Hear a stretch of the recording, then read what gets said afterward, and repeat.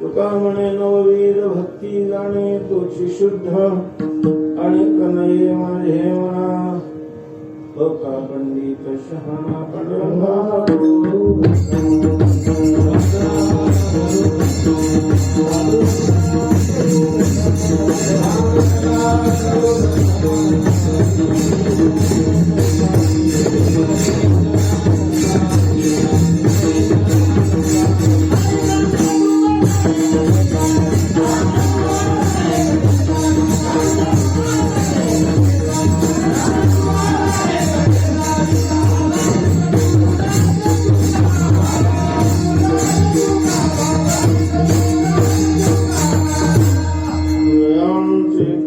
स्मरण होय सकळ विद्यांचे अधिकरण तिथवंदू श्रीचरण श्री गुरुंचे नमो गणेश्वर निवृत्ती उदार सुखं देवा मस्तक माझा पाय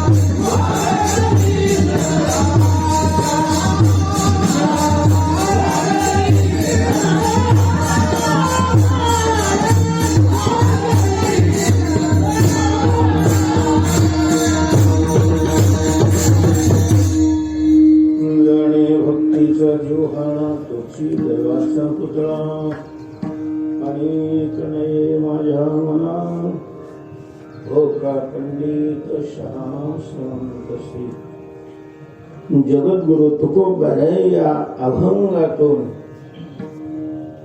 जगामध्ये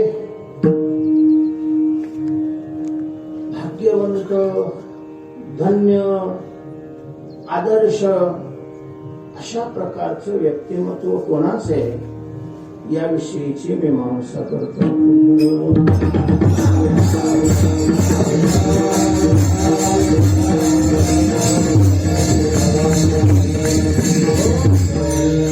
सर्वांना हे ज्ञात आहे. समोर मोठ्या अशा प्रकारचा बोर्ड लावलेला आहे की आजचं हे जे कीर्तन आहे कार्यक्रम आहे हा बाबांच्या प्रथम पुण्यस्मरणानिमित्त बघता बघता एक वर्ष निघून गेलेले असं वाटतच नाही की बाबा आपल्यातून गेलेले.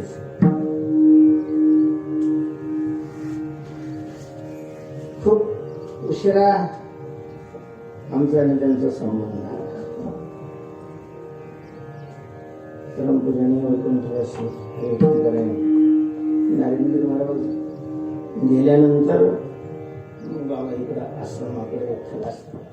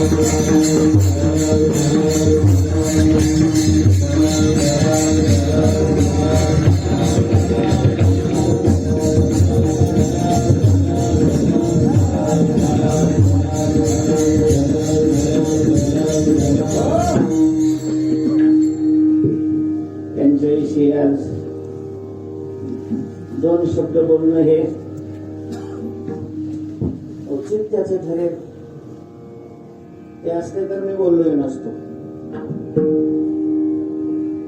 कारण मलाही कोणाचं वर्णन करणं आवडत नाही.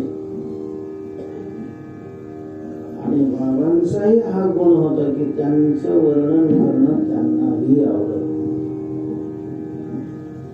त्यांचं सांसारिक जीवन, राजकीय जीवन कसं होतं मला माहिती नाही, पण पारमार्थिक जीवन कसं होतं अगदी थोड्याच दिवसामध्ये जे अनुभवाला आलं त्यावरून त्यांच्याविषयी 2 शब्द सांगणं आवश्यक आहे. आणि त्यांच्या पारमार्थिक जीवनाशी संबद्ध असणारा हा अभंग सेवेकरता निवडला. आपण पाहतो कीर्तनामध्ये मोठा समाज असेल तर राजकीय क्षेत्रातली बरीच मंडळी, नेते मंडळी कीर्तनाला येतात आणि मग कीर्तन ज्या अभंगावर आहे तो अभंग बाजूला राहतो, कीर्तन देवाचं असतं, देवही बाजूला राहतो आणि येणाऱ्या लोकांवरच कीर्तन होतं. याचा अनुभव तुम्हालाही आहे, मलाही आहे. आणि मग जर त्याचं नाव नाही घेतलं, त्यांचं वर्णन नाही केलं तर पुन्हा ते कीर्तनाला दिसत नाही.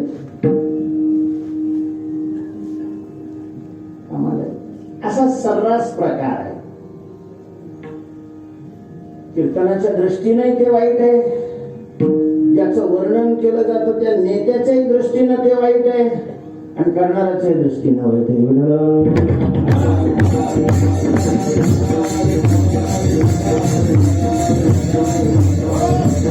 करणाऱ्याच्या दृष्टीनं का वाईट आहे? स्तवनी नर केला आयुष्याचा मातेरा. कीर्तन हे माणसाची स्तुती करण्याचं माध्यम नाही, कीर्तन हे देवाची आणि संतांची स्तुती करण्याचं माध्यम आहे.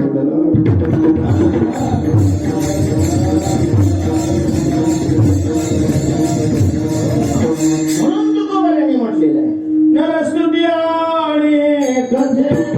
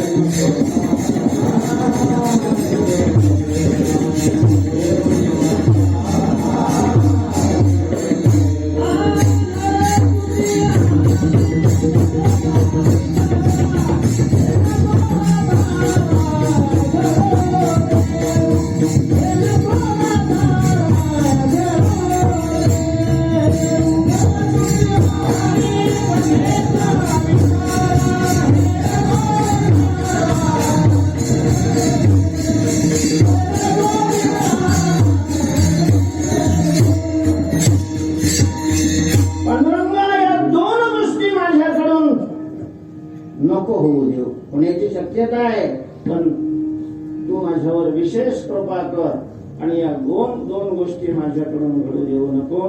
त्यातली पहिली गोष्ट आहे नरस्तुती. कीर्तनामध्ये इतराची स्तुती होऊ नये. ऐका पंडित जन तुमचे वंदितो चरण, नका करू नरस्तुती इच्छा चित्ती धरणी.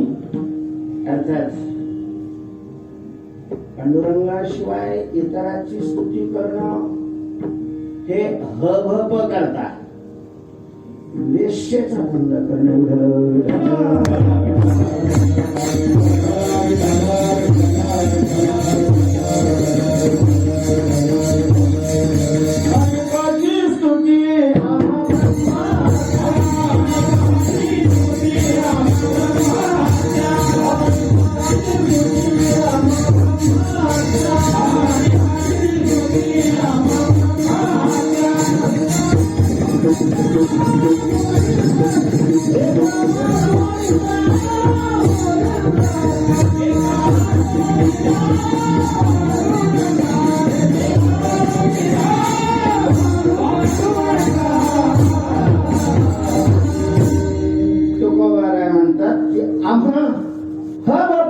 मंडळींना अनेकाची स्तुती ही ब्रह्महत्येचं पातकाप्रमाणे.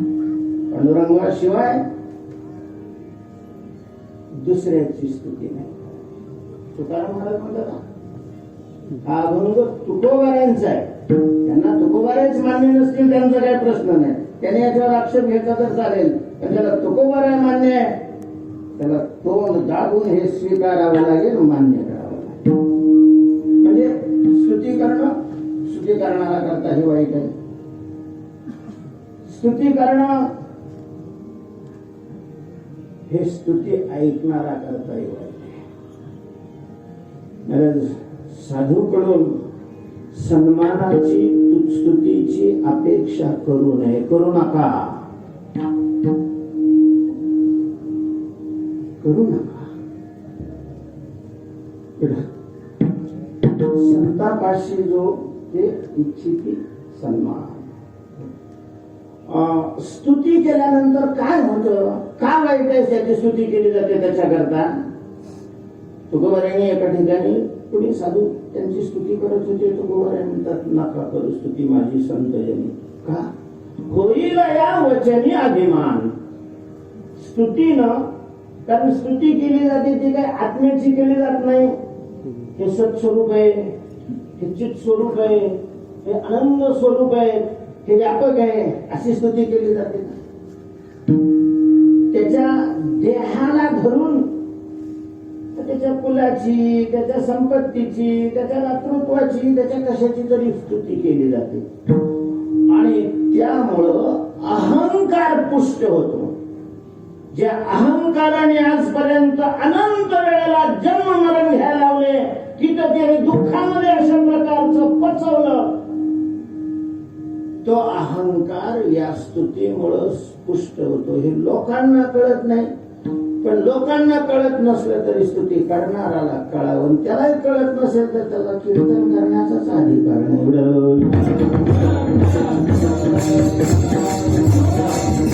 आपण लोकांना मातीत घालायचं ठरवलंय का, त्यांचं वाटोळं करायचं ठरवलंय का, अकल्याण करायचं ठरवलंय का, ठरवलं असेल तर मग करा स्तुती त्यांची. पण जर लोकांचं चांगलं व्हावं, हित व्हावं, जगाच्या कल्याणा, संतांच्या विभूती हे जर खरं असेल तर वक्त्याने लोकांचं वर्णन स्तुती करू नये. कशा करता देवावर थोडा विश्वास ठेवावा, शास्त्रावर विश्वास ठेवावा. तुम्हाला जे मिळतंय ते तुमच्या प्रारब्धाने मिळतंय.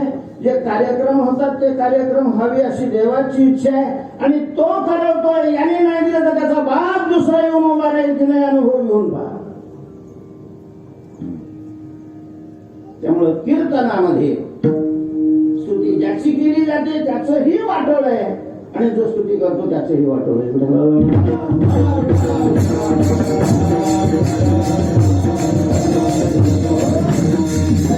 मी सांगितलं हे जरी खरं असलं तरी स्तुती करावी. बाबांनी आपली नाव घ्यावं असं वाटतं, बायको घेत नसली तरी, आणि बाबा लोकही करतात. मला हे सांगायचे, मला प्रत्यक्षाने हे लक्षात आलं रामकृष्ण बाबांच्या सानिध्यात आल्यानंतर. इथंच तुकोबारायांच्या चरित्राचं सत्ता झाला होता, त्यावेळेस कुणीतरी बाबांची स्तुती केली, फटकारलं होतं त्यांनी. त्यांची स्तुती केलेली त्यांना आवडत नव्हती. विशेष आहे महाराज, हा सामान्य गुण नाही. परमार्थाच्या चष्म्यातून पाहिलं तर ज्याला अदंबित्व म्हणतात, अमानित्व, मदंबित्व, शांतीराज एवं. आज त्यांची स्तुती करतोय त्याचं कारण आहे, आज ते इथं नाहीये. आज ती स्तुतीला योग्य लायक अशा प्रकारचं एवढं.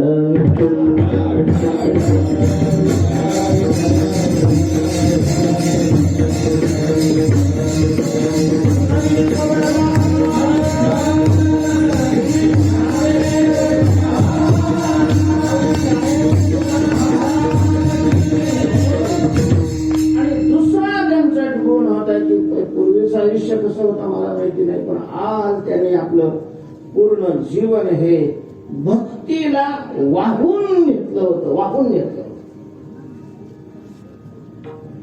सतत सतत अशा प्रकारचं चिंतन घडावं व्हावं त्याची नेहमी मी माझा स्वभाव होता.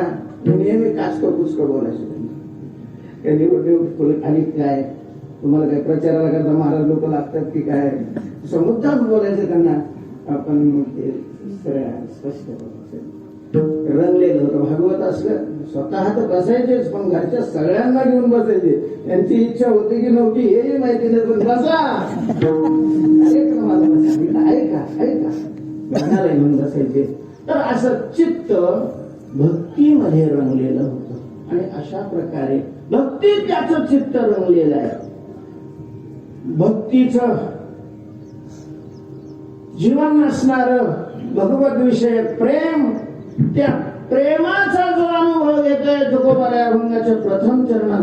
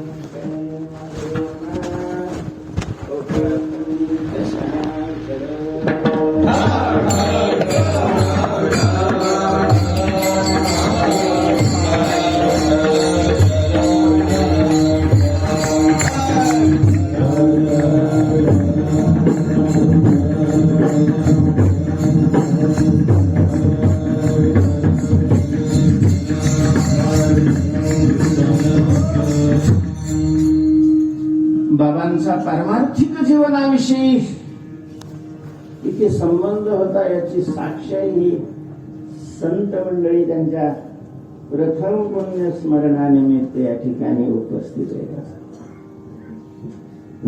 कुणीतरी समाजात सर्वे करायला सुरुवात केलेली आहे.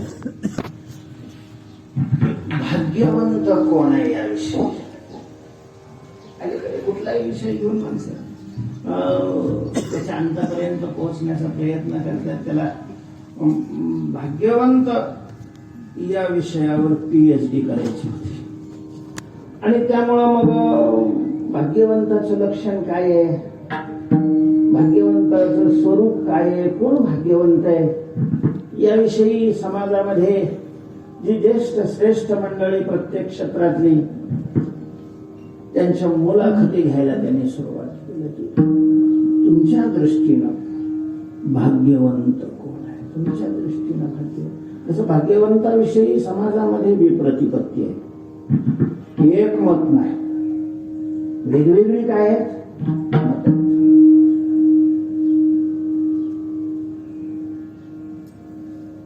खरं तर असं की ज्याच्याकडे जे नाही ते ज्याच्याकडे त्याला तो भाग्यवान वाटतो. ज्यांना मुलं नाही त्याला जन्मलेली कुत्री सुद्धा भाग्यवान वाटते.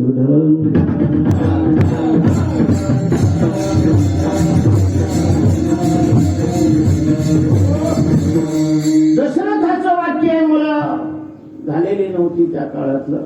पुत्रहीनस्य मे राज्यम सर्वं दुःखाय कल्पते. पुत्रहीनस्य मे राज्यम, पुत्रहीन असणारा तुम्ही मला हे सगळं राज्य पेटल्यासारखं अशा प्रकारचं वाटतंय, दुःखाचा अनुभव होतोय. तेव्हा भाग्यवंत कोण आहे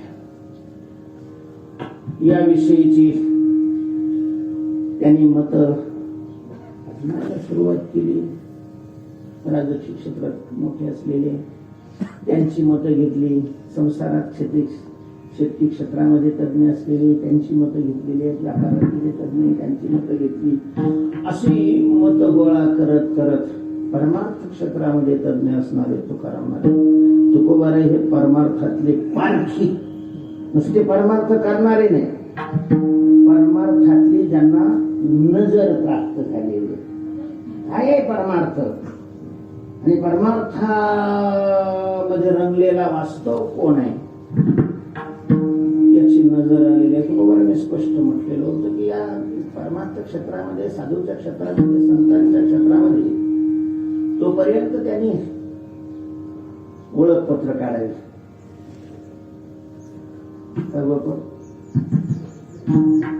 संत म्हणून घ्यावं जोपर्यंत तुकारामाची भेट होत नाही.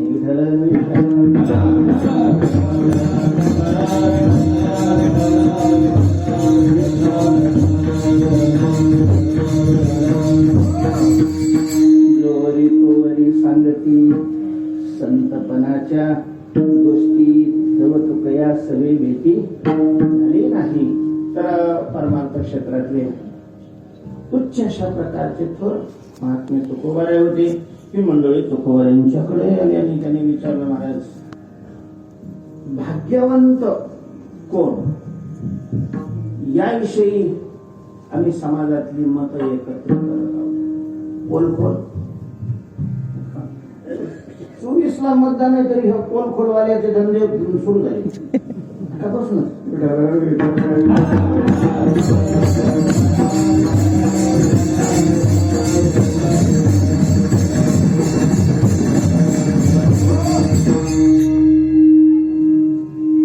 तुमचं मत काय आहे? तुम्ही कोणाला भाग्यवान समजता? कोण आहे जगामध्ये भाग्यवान? भाग्यवंत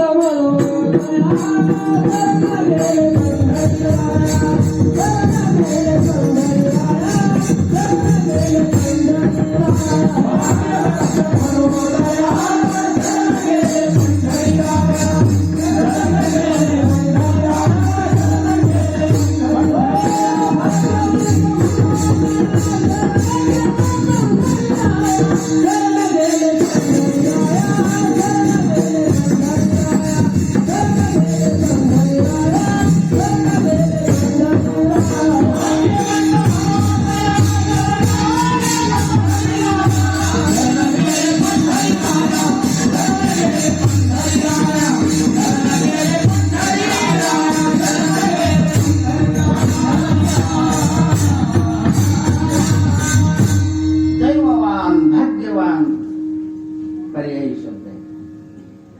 तर कोण भाग्यवान आहे? डोळे झाकून तुकोबारायांनी उत्तर दिलं की जाणे भक्तीचा जिव्हाळा, भक्तीचा जिव्हाळा जाणे तो दैववान नाही, त्याला चकार लावला तोची दैवाचा पुतळा. मग तो दैववान नाही, भाग्यवान नाही. भाग्यच साक्षात त्याच्या रूपाने जन्माला आलेले. चालता बोलता भाग्य आहे तो. जसं मातीचे पुतळे, दगडाचे पुतळे, शाडूचे, पॅलेस ऑफ प्लास्टरचे पुतळे तयार केले जातात, तसा भक्तीचा जिव्हाळा अनुभवणारा महात्मा हा चालता बोलता भाग्याचा पुतळा आहे, दैवाचा पुतळा आहे. तोची दैवाचा पुतळा चकार लावला. हा चकार मोकार असतो, कारण चकार इतरांना बेकार करून टाकतो. हाच आमच्या पाठात हुशार आहे. हा हुशार आहे म्हटलं काही अडचण नाही. हा आहे, तो आहे, तो आहे, तो आहे असं त्याला फुटत राहतात. हाच म्हणजे याच्याशिवाय बाकीचं कोणीही हुशार नाही, हा अर्थ त्याच्यातून आणखीन एक निघत असतो. तसं दैववान भाग्यवान कोण आहे असं विचारल्यानंतर तुकोबारांनी त्याच्या उत्तरामध्ये चकार लावलेला आहे. तोची अर्थात या लक्षणात जो बसत नाही मग तो कोणी असला, ब्रह्मदेव असला. ब्रह्मदेव म्हणजे राज्याचा किंवा एखाद्या पक्षाचा प्रमुख नाही. ब्रह्मदेव त्याला म्हणतात को जो जगाचा प्रमुख आहे, जगाच्या उत्पत्तीचं खातं ज्याच्याकडे आहे त्याला ब्रह्मदेव अशा प्रकारची संज्ञा पौराणिकांनी दिलेली आहे.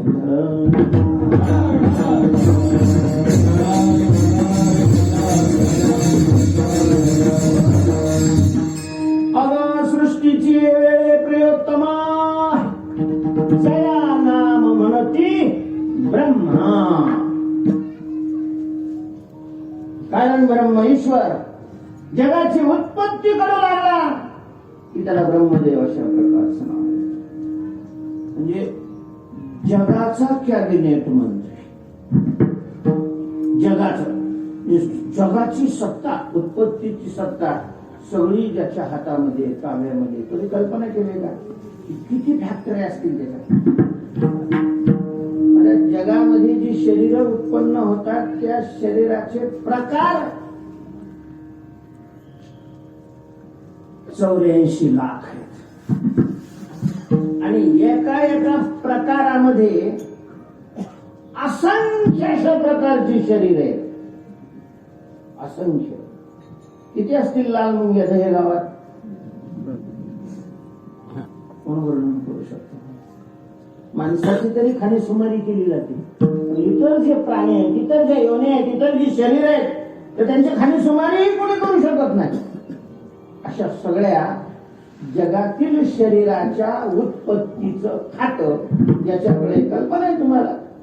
डोळे किती एका सेकंदाला निर्माण करावं लागत असतील त्याला. ते डोळे काही एकाच प्रकारचे थोडी आहे. म्हशीचा डोळा वेगळा, चिलटाचा डोळा वेगळा, बेडकाचा डोळा वेगळा, तिचा डोळा वेगळा. किती नुसत्या डोळ्यात 1 रुपया वाढवून गेला तर किती सगळं डोकंच काम करत नाही. एवढा मोठा असा असणारा ब्रह्मदेव. पण जर तो भक्तीचा जिव्हाळा जाणत नसेल तो गोवारा म्हणतात त्या क्षेत्रात मोठा आहे. आम्ही नाही म्हणत नाही. त्या क्षेत्रामध्ये, भाग्याच्या क्षेत्रामध्ये नाही, तो भाग्यवंत नाही. जर तो भक्तीचा जिव्हाळा जाणत नसेल तर ब्रह्मदेव असला तरीही भाग्यवंत नाही.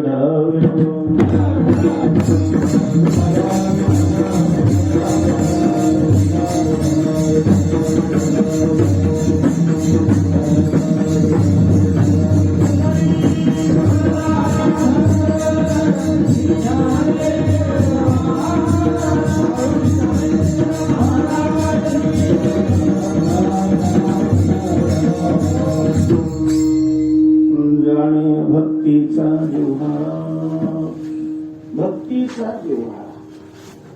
आता भक्ती म्हणजे काय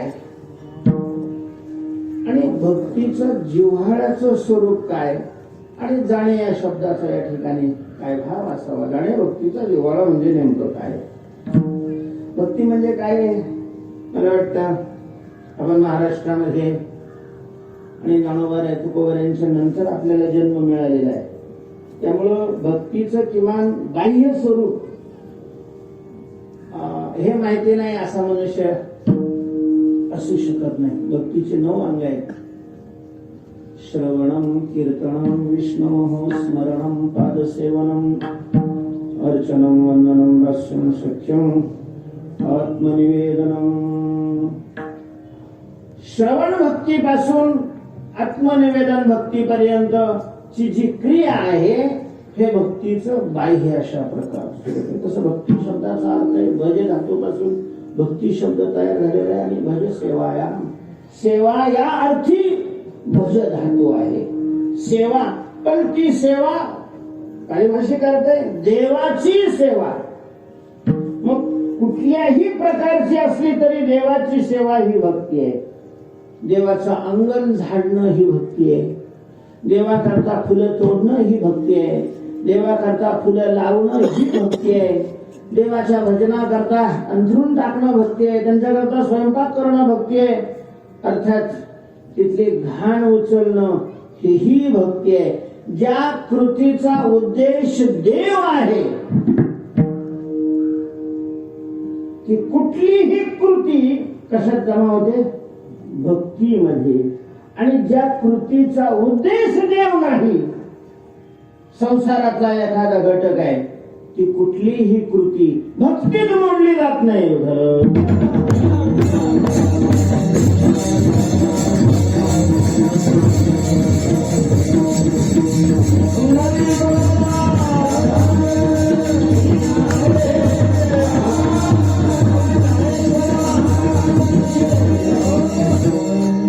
भक्तीमध्ये कृतीपेक्षा भाव महत्वाचा आहे. आम्ही कृती काय करतो हा भाग महत्वाचा नाही, त्या कृतीच्या पाठीमागे आमच्या मनामध्ये भाव काय आहे, ती कृती कशा करता केली जाते, यावरून ती कृती भक्तीत मोडते की भक्तीच्या बाह्य मोडते हे सिद्ध होतं. आणि हे जगाला नाही कळालं तरी ज्याची भक्ती काय केली जाते त्याला ते कळाल्याशिवाय राहत. तो सर्वज्ञ आहे माझ्या. आपण करायच्या अगोदर मनात आल्याबरोबर त्याला समजतो, मनात आल्याबरोबर जणे जीवीचे सकळ नारायण सांगता तुम्हा कळो.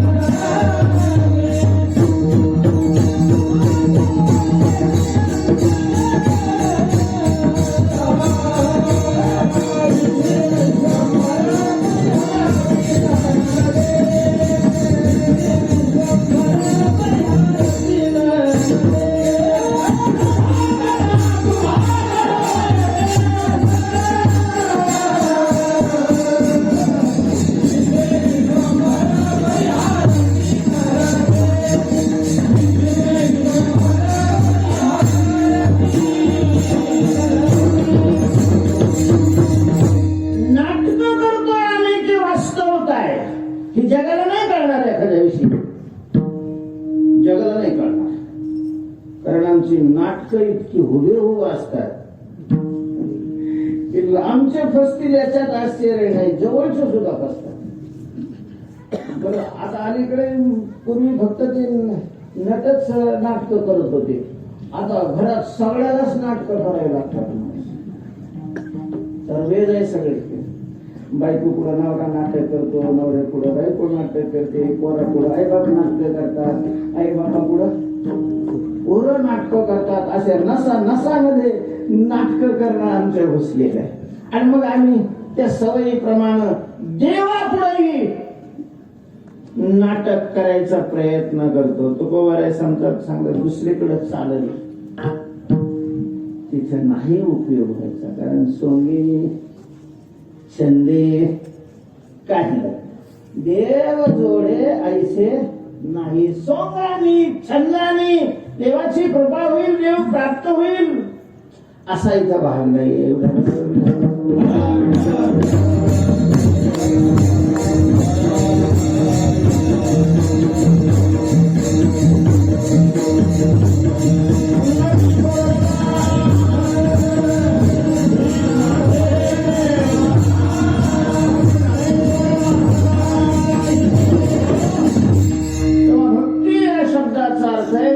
देवाच्या उद्देशाने केली जाणारी क्रिया, ती शारीरिक असेल, ती वाचिक असेल, ती मानसिक असेल. क्रियेचे हे 3 प्रकार आहेत. शरीराच्या प्राधान्याने होणारी क्रिया त्याला शारीरिक क्रिया म्हणतात. जसं देवद्विज गुरुप्राज्ञ शौचमार्जवम ब्रह्मचर्यम हिंसाचं शारीरम तत उच्यते. वाचिक क्रिया असते. वारकरी संप्रदायामध्ये तर वाचिक क्रियेला प्राधान्य अशा प्रकारचे आहे. वाचिक क्रिया त्यामध्ये नामस्मरण असेल, गुणकथन असेल, लीला कथन असेल वा स्वरूप कथन असेल. न सतो विद्यते भावो ना भावो विद्यते सता. स्वरूप कथन आहे. परमात्मा उदार आहे, गुणकथन आहे. भगवंताने गोकुळामध्ये अनेक लीला केलेल्या आहेत, लीला कथन आहे. नामचिंतन या सगळ्या ज्या क्रिया आहेत या वाणीकडून घडणाऱ्या क्रिया आहेत.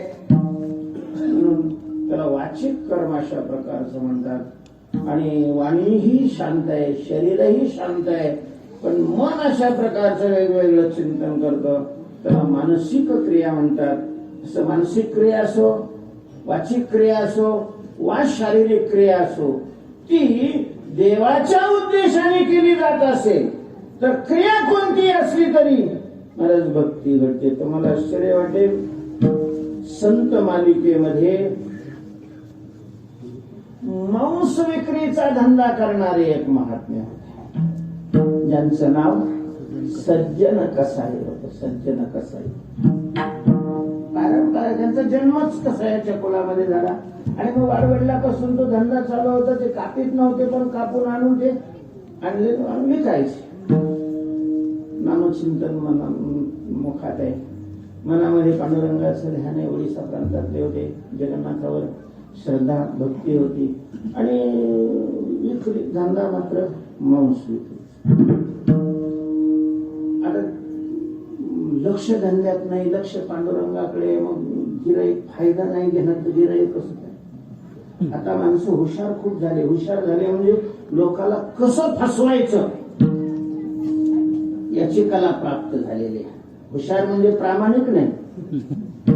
सध्या हुशार शब्दाचा अर्थ प्रामाणिक नाही. हुशार शब्दाचा अर्थ लबाड.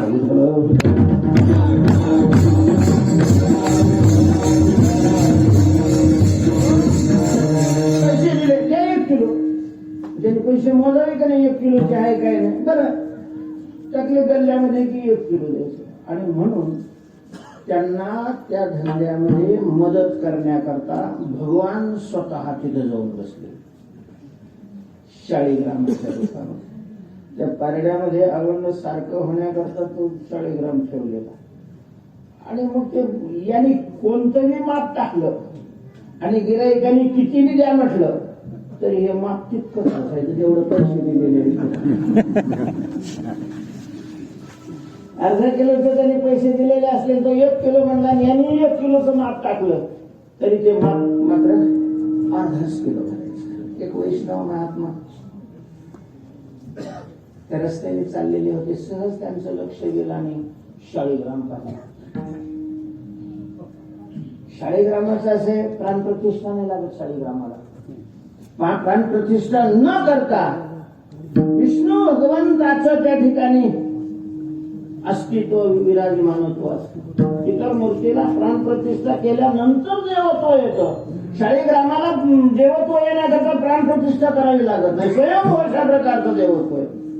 आणि मांस विक्रीच्या पारड्यामध्ये येतो.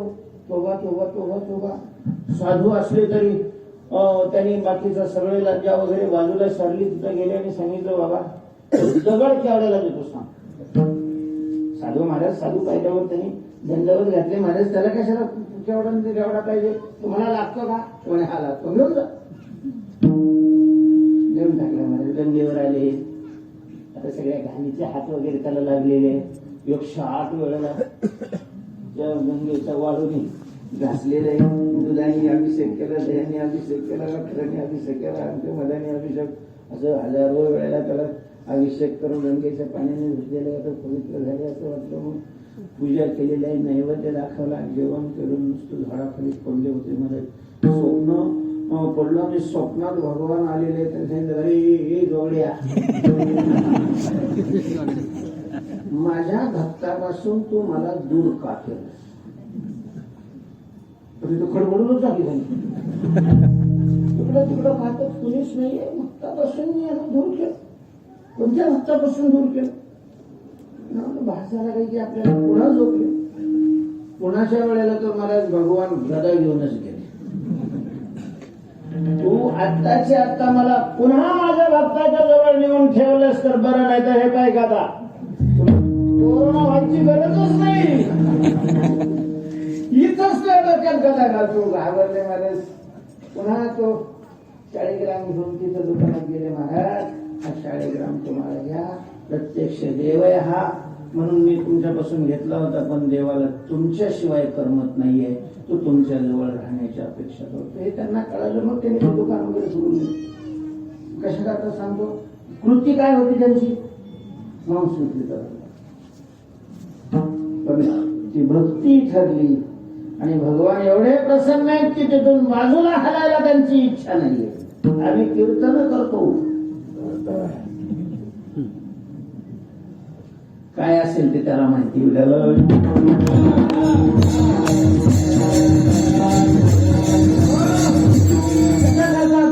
करता जर आम्ही कीर्तन करत नसू तर ही कीर्तन करणं सुद्धा काय होऊ शकत नाही, भक्ती होऊ शकत नाही. तेव्हा शारीरिक, वाचिक, मानसिक कोणतीही क्रिया असो, देवा करता देवावर निष्ठा ठेवून जर केली जात असेल तर ती भक्ती आहे. आणि त्या भक्तीविषयी प्रेम आणि प्रेमाने केलेल्या भक्तीचा आनंद काय? म्हणजे काय आनंद असेल? आपण तर त्या बाबतीत दुष्काळात आहोत आणि कृती भक्तीची करतो. ती भक्ती प्रेमाने कुठं होते? प्रेमामध्ये आनंद असतो. आई आपल्या मुलाचं ढुंगण धुत असते, घाण स्वच्छ करते, पण तरी त्या घाण स्वच्छ करण्यातही मातेला काय असतो? आनंद असतो. का? कृती घाण धुण्याचे, पण त्या कृतीमध्ये तिचं प्रेम ओतलेलं आहे. आनंद प्रेमात आहे, कृतीत नाही. आम्हाला विठ्ठल विठ्ठल म्हणतो नाही, आनंद येत नाही, थोबाड वाकडं असतं का? तर तिथं काय नाही? प्रेम नाही. प्रेम, भक्तीचं जीवन हे प्रेम आहे. भक्तीचा जिव्हाळा आहे भगवद विषयक प्रेम, देवाविषयीचं प्रेम हे भक्तीचं जीवन आहे.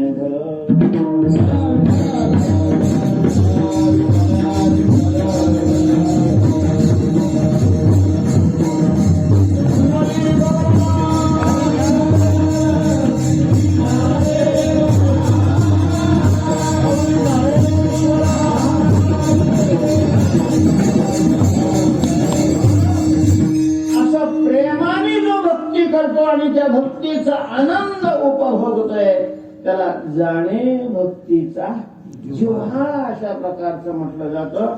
आणि असा भक्ती प्रेमाचा आनंद उपभोगणारा, सेवन करणारा जगामध्ये तो काय आहे? दैवाचा पुतळा. दैवाचा पुतळा का म्हटलं? दैव म्हणजे काय? पुतळा म्हणजे ठीक आहे, मूर्ती म्हणतो एक विशिष्ट आकार, त्याला पुतळा म्हटलं जातं. दैव शब्दाचा अर्थ काय? दैव, भाग्य हे जे शब्द सतत आपल्या कानावर येत असतात, आपणही त्याचा उच्चार करतो, पण त्याचं वास्तव काय आहे? दैव, दैव म्हणजे नेमकं काय? दैव, भाग्य, तर याचं उत्तर असं आहे की प्रारब्धामध्ये जे भोगण्याकरता कर्म आलेलं असतं, ज्याच्यामध्ये पुण्य आणि पाप असे 2 भाग असतात, त्यामध्ये प्रारब्धातल्या फल देण्याकरता सन्मुख झालेल्या पुण्याचं नाव दैव आणि भाग्य आहे. भाग्य उदयाचा कसा काय पाहिजे?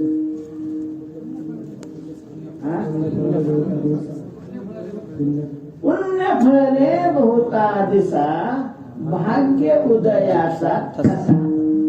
बहुता दिसा म्हणजे कधी पुण्य केलेलं असतं आपण, त्याचं संचित बनतं. संचितातून त्याचं प्रारब्धात रूपांतर होतं आणि ते प्रारब्ध भोगण्याकरता येतं. ज्या वेळेला भोग देण्याकरता ते समोर येतं. आता त्याला प्रारब्ध नाव त्याचं बाजूला होऊन माझे होऊन त्याचं नाव दैव भाग्य अशा प्रकारचे आणि मला अतुलनीय अशा प्रकारचं सामर्थ्य या भाग्यामध्ये असं म्हटलंय संस्कृतच्या एका वाक्यामध्ये की पुरुष श्री चरित्रम पुरुषस्य भाग्यम देवो न जानाति तो मनुष्य. भाग्य माणसाच्या जीवनामध्ये कशी क्रांती करतं, कुठं नेऊन ठेवेल याची कल्पना मनुष्यही करू शकत नाही. अशा प्रकारचा भाग्याचा म्हणजे कसं ना बाबा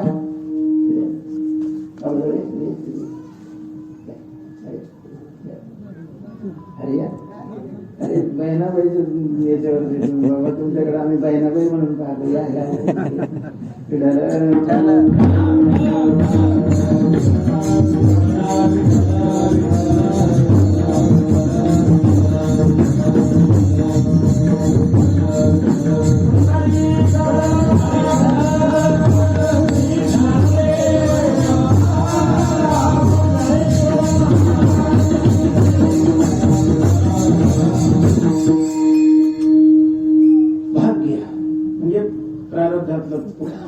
पुण्य आणि मला ते पुण्य ज्या वेळेला उदयाला येतं समोर येतं त्यावेळेला जीवनामध्ये अनुकूल गोष्टी घडत असतात. तुम्हाला आश्चर्य वाटेल, काही माणसं जन्मभर कष्ट करतात आणि शेवट मरतात, तरीही जेवढ्या संपत्तीचे मालक होत नाही तेवढी संपत्ती काही जन्माला यायच्या अगोदरच त्याचं नाव होतं. अजून काय केलं त्यांनी? काहीच केलं नाही ना, अजून तो बाहेरच नाही आलेला तरी करोडपती कस काय? श्री माणसं घाम हळूहळू मरतात, जरी जरी हाडाची माती होते तरी तो एवढे पैशाचा मालक होत नाही, अजून जन्मालाच आलं नाही. आणि तेवढ्या संपत्तीचं काय झालंय? मालक झालेलं आहे. कशामुळे? त्याची संगती कशी लावणार आहे? मला त्याची संगती अशीच लावावी लागते की त्याचं भाग्य अनुकूल आहे, म्हणजे ते पुण्य त्याला तेवढं मिळवून देतो. तुम्ही पाहा ना, असं बऱ्याच वेळा तुम्हाला अनुभव असतील, मलाही अनुभव. असं कणकण शरीर गोळ्या काय करायला काय उपयोग होत नाही. जावं एकदा डॉक्टरकडे जावा, डॉक्टरकडे गेला त्याची फी भरली की इंजेक्शन द्यायच्या अगोदरच बरं वाटायला.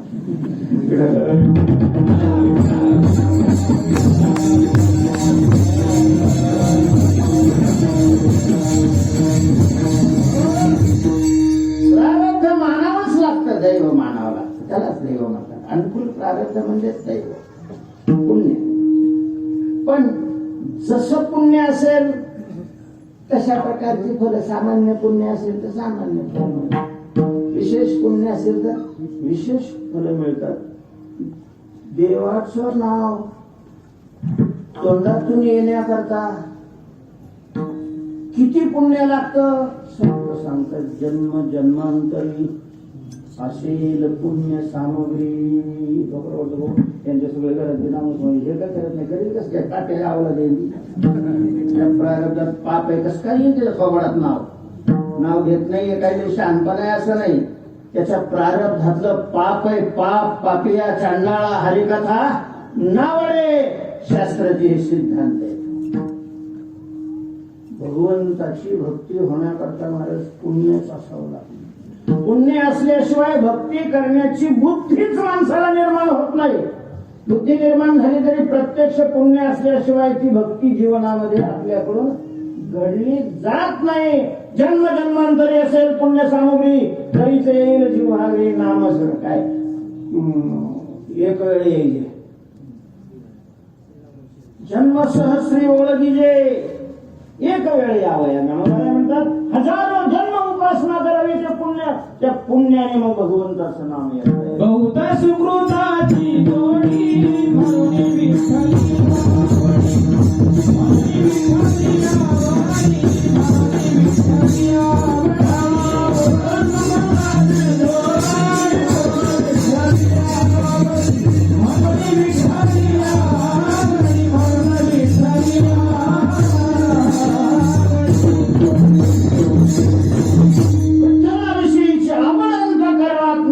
निर्माण होण्याकरता प्रारब्धामध्ये खूप खूप खूप बहुत शब्द असा निश्चित आकडा नाही सांगितला. खूप पुण्य लागतं आणि पुण्य म्हणजेच दैव आहे, भाग्य.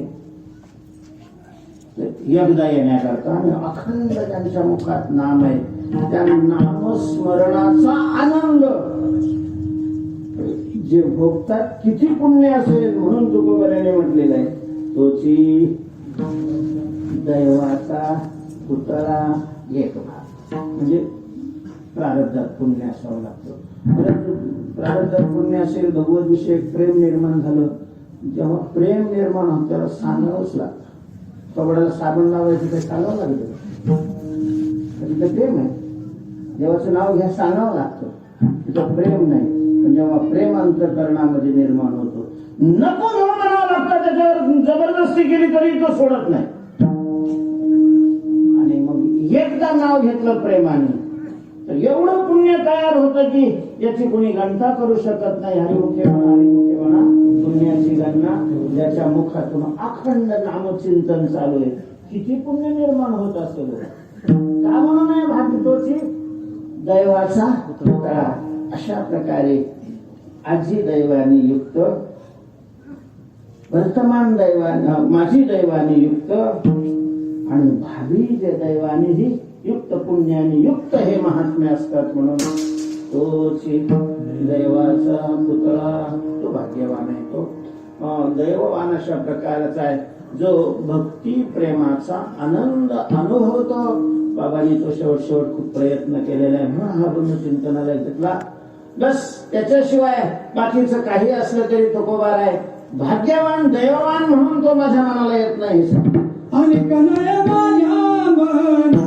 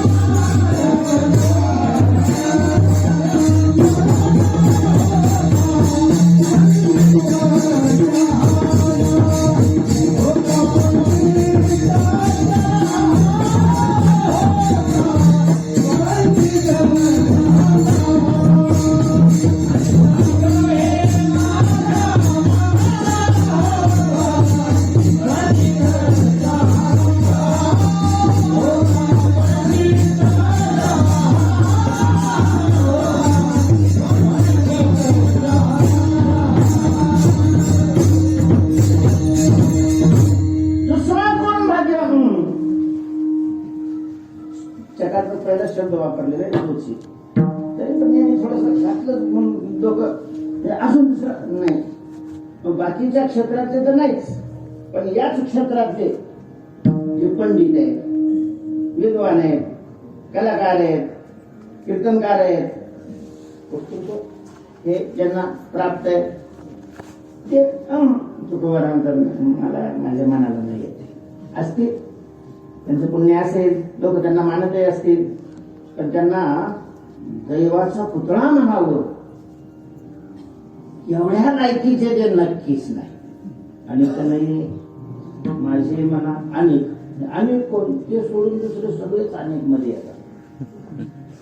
भक्तीचा जिव्हाळा चाखणारे सोडून बाकीचे सगळे म्हणजे सगळे मग पडलेले, निवडून आलेले,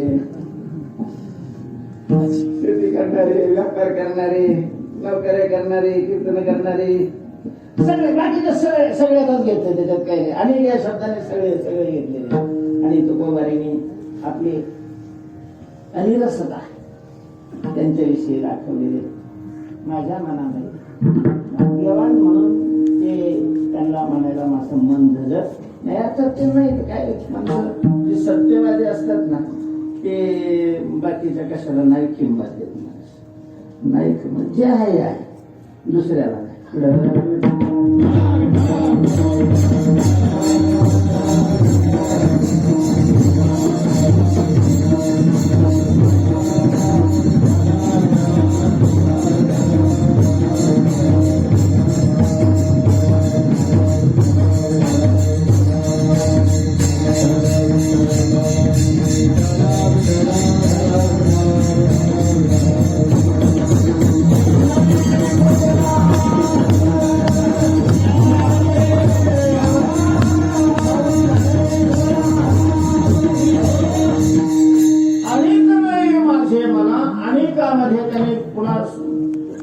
समोर जे आणलेले आहेत ते पंडित आणि शहाणे.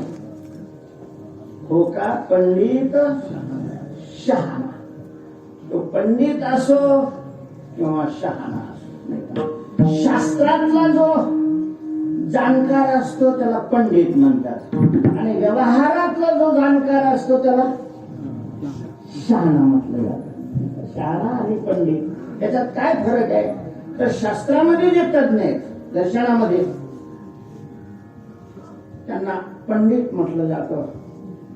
तर पंडित शब्दाचा कसा मूळ अर्थ पंडानाम आत्मविषयका बुद्धी यस्य सपंडिता तो वेगळा, किंवा गतासूंश ज्ञानुशोचंती पंडिता हा. तर इथं पंडित शब्दाचा अर्थ संत असा घेतलेला आहे.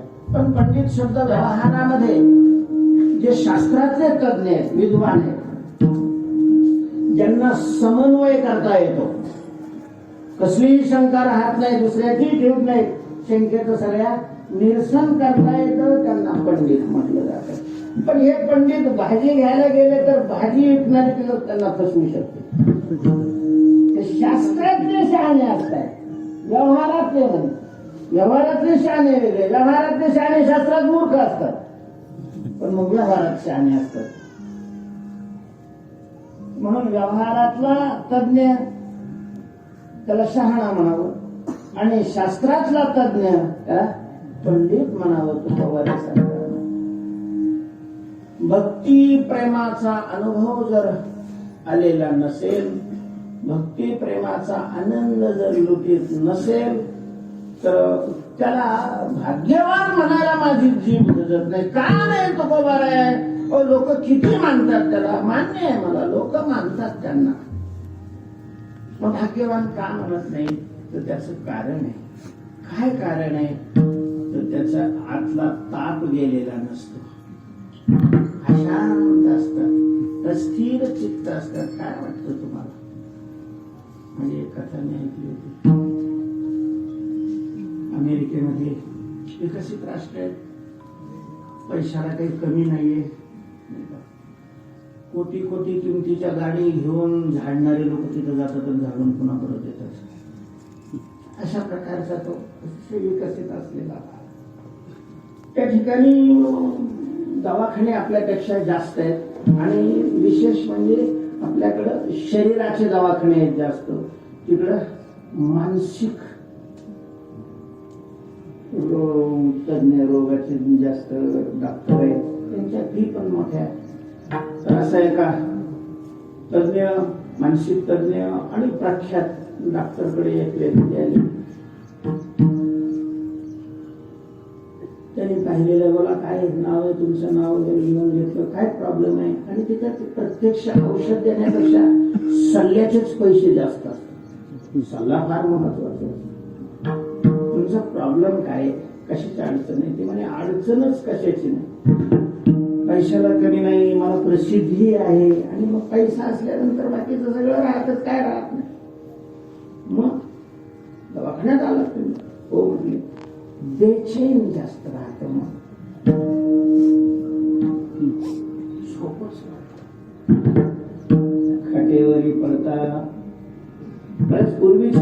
भाग्यवान होते.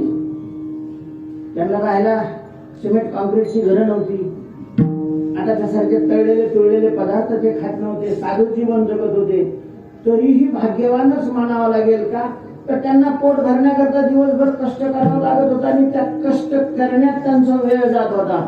आताच्या जीवन असे झालेले आहे महाराज, बापाने मूर्खपणा करून खूप करून ठेवलेले. कमवायची आवश्यकता नाहीये आणि वेळ जात नाही आणि मन खायला उठतं. बेचैन असतात माणसं. टीव्हीतही त्यांना आनंद येत नाही. तेच तेच तेच तेच राहत, त्याच्यात काय नवीन राहत नाही. असंतुष्ट, असमाधानी, बेचैन जीवन झालेले माणसं. तुम्हाला कल्पना आहे, आमच्याकडे तर सारखे सतत फोन येत असतात. मला काय करावं, समाधान नाही, काय करावं, समाधान नाही. आता त्यांना सांगावं की आम्ही तरी कुठं समाधानी आहे. तर त्यांना वाटतं बाबा कीर्तन कीर्तन करतात, तू बोलतो ते हे समाधानी असतील, हे काहीतरी उपाय सांगतो. उपाय आहेत संतांनी सांगून ठेवले. बेचैन किंवा बेचैनी खूप वाढते. काय म्हणजे तुमचं चित्त अस्थिर आहे, स्थिर होत नाही. हो म्हटलं कशानेच होत नाही. असं करा, आपल्या शहरामध्ये प्रसिद्ध एक व्याख्यान करणारे आलेले आहे. म्हणजे वक्तृत्व ही कला ज्यांना प्राप्त असते, आपल्या व्याख्यानामध्ये ते नवही रसमूर्तिमंत उभे करतात आणि समाजाला खेळवून टाकतात. चित्त एकाग्र करतात माणसं. त्यावेळेला घड्याळाकडे सुद्धा पाहतात. तुम्ही असं करा, पहिल्यांदा त्यांच्या व्याख्यानाला जा, 4-5 दिवस जा आणि मग तुम्हाला काय अनुभव येतो तिथं तो मला येऊन सांगा. मग मी पुढचं तुम्हाला सल्ला सांगेन. तो म्हणला ते शक्य नाही हो. का अडचण काय? तुमच्याकडे पैसा आहे ना, व्याख्यानाला पैसे लागतात तर पैसा आहे तुमच्याकडं, तो नाही प्रश्न, पैशाचा नाही प्रश्न. मग तो व्याख्यान करणारच मी आहे. माझ्या व्याख्यानात मी लोकांना 3-3 तास खेळवून ठेवतो. मी नाही खेळला जातो.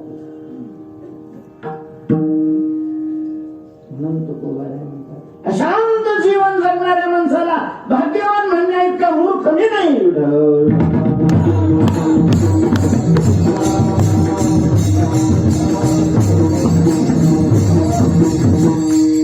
आणि कमी माझे म्हणा जीवन अशांत हे खरंय. पण मग चित्त समाधानी होण्याकरता करावं काय लागतं? तुम्ही याचा भाग्यवान का म्हणता? कशाने चित्त संतुष्ट होईल, समाधानी होईल? ऐका, पैशाने चित्त संतुष्ट होत नाही. बाकीच्या गरजा पैशाने भागतात. घर बांधता येतात, बाकीच्या गाड्या घेता येतात, सगळ्या करता येतं. पैशाने चित्त संतुष्ट होत नाही. पैशाने चित्त संतुष्ट होत असतं तर श्रीमंत लोक लय आनंदात राहिले. मरायला तयार झाली तरी माणसाने तयार होत नाही. मला घ्यायची कमी असते, पैशाची कमी. शांत चित्ताला जर शांत करायचं असेल या कलियुगामध्ये तर एकच मार्ग आहे, चित्ताचा भगवंताच्या नामाशी आणि रूपाशी संबंध जोडणं. जगात तुम्हाला तोच समाधानी दिसेल ज्याचं चित्त भगवंताच्या नाम वा रूपाशी संबंध आहे. त्याने सदा चित्त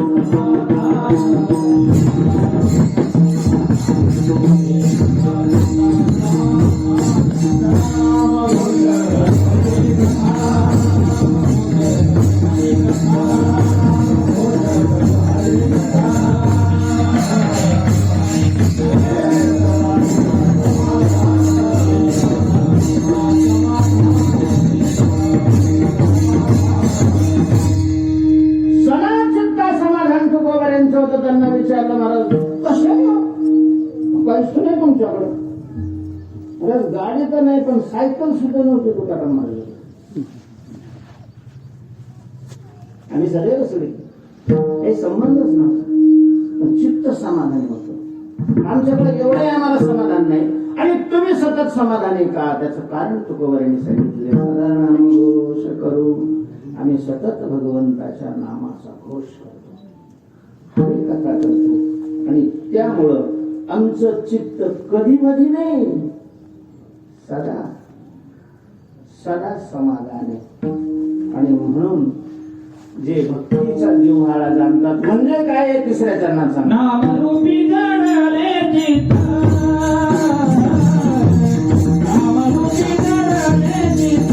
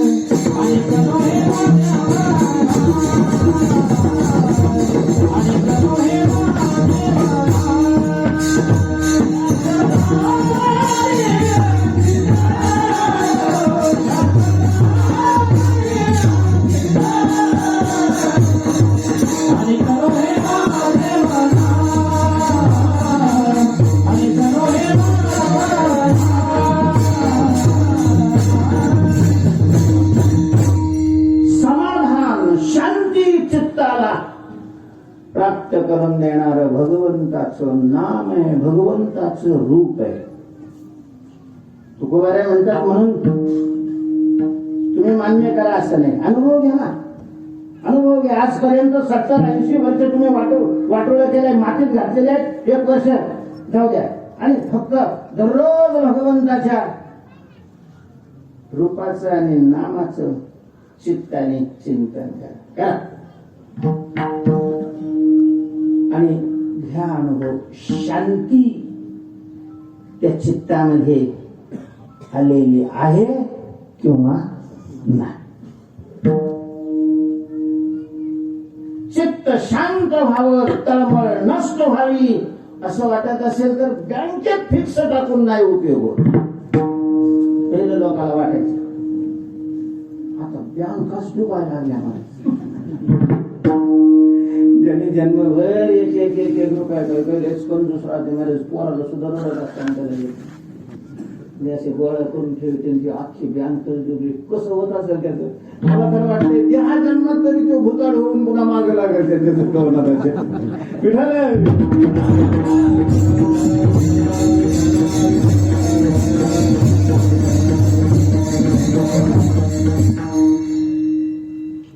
नामरूपी जडले भगवंताच्या नामास चित्ताने चिंतन करायला पाहिजे. तोंडाने जप करणं ठीक आहे, शांती करता समाधाना करता केवळ तोंडाने केलेला जप नाही का, त्याच्याकरता चित्तामध्ये तो ओलावा शिरला पाहिजे. आणि चिंतनाशी चित्ताने केलं तरच ते चिंतन म्हणतं.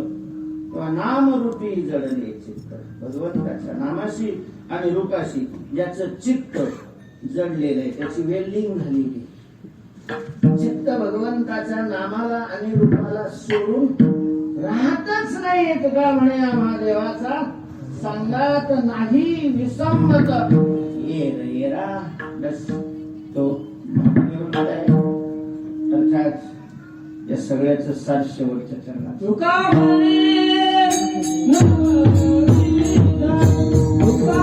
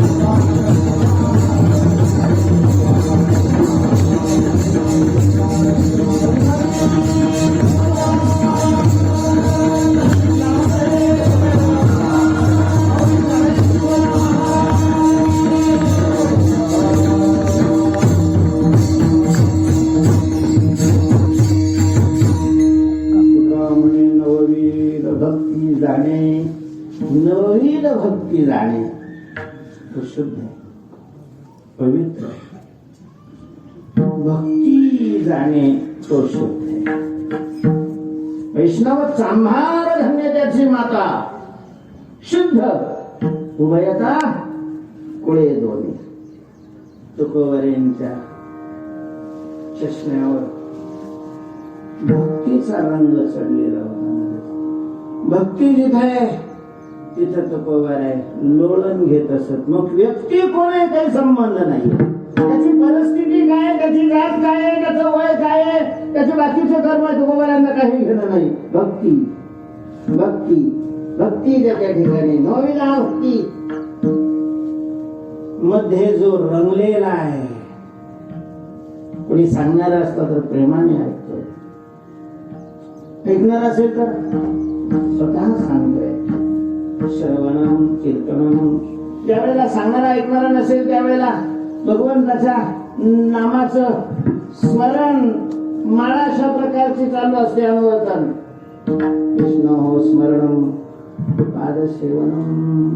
त्याच्या सगुण विग्रहाची सेवा अशा प्रकारची करतोय. अर्चनम पूजा आहे, वंदन आहे. अर्चनम वंदनम. हा वंदनम दास्यम. अशा प्रकारची नवविधा भक्ती. त्याचा अनुभव जो घेतोय त्यामध्ये जो रंगलेला आहे, शुद्ध आहे, पवित्र आहे, पूजनीय आहे, भाग्यवान आहे. तुकोबारे म्हणतात मी त्याचा दास आहे. त्या चरणावर सतत मी काय करतो, लोटांगण अशा प्रकारच्या करतो. तुकार म्हणे माझ्या घडोत्याची सेवा तरी माझ्या देवा नाही. अशा प्रकारे बाबांच्या प्रथम पुण्यस्मरणानिमित्त आपण आमची वारकरी ज्येष्ठ श्रेष्ठ महाराज मंडळी आहे, सभा मंडळी आहे, सगळ्यांच्या चरणावर नतमस्तक होऊन पांडुरंगाच्या चरणी हेच प्रार्थना आहे की पांडुरंगा आमच्या सगळ्याच्या अंतःकरणामध्ये या भक्तीविषयीचं प्रेम, या प्रेमाचा पाजर फुटू दे.